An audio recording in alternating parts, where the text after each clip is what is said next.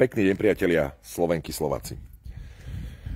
Tak, naša Zuzana Čaputová a táto úradnícka vláda má ďalší obrovský škandál. Totižto, priatelia, pár dní pred voľbami sme sa dozvedeli, Ľuboš Blaha to dal von, podpísala zmluvu s firmou Gerulata, ktorá patrí nikomu inému ako majiteľovi Esetu, respektíve jeho synáčikovi Trnkovi, zmluvu na sumu 416 000 eur. A viete kvôli čomu, priatelia?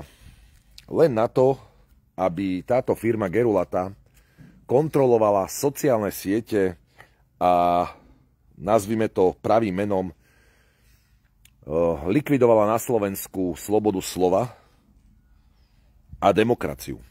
Áno, priatelia, firma Gerulata podpísala s ministerstvom vnútra, za ktorým stojí Odor a v týchto chvíľach aj štátny tajomník Martin Královič, sumu vo výške 416 000 eur.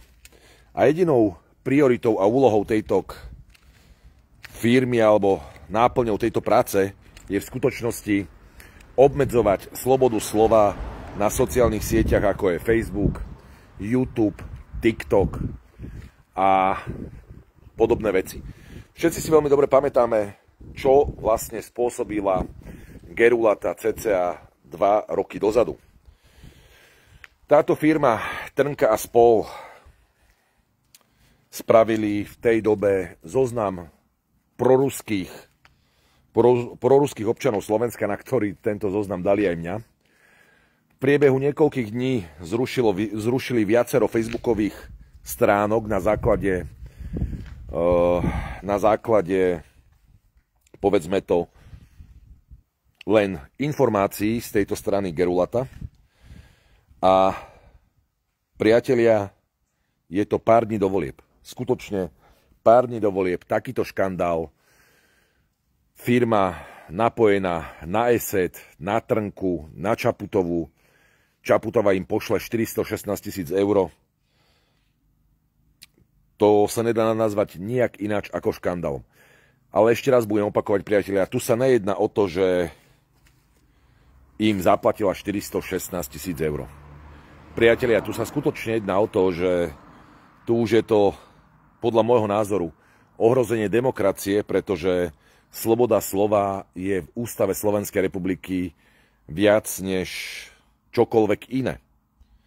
Nemôžeme sa vrátiť naspäť do čias, keď nám budú zakazovať naše názory, aj keď nie sú názormi liberálnych skupín.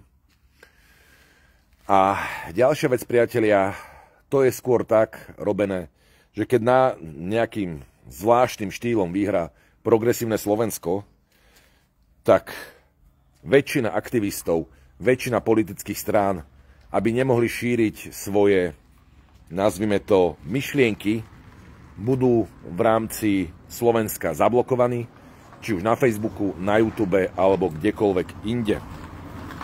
O toto sa v skutočnosti jedná spoločnosti Gerulata. Takže ja neviem, sme vlastne ešte demokratický štát?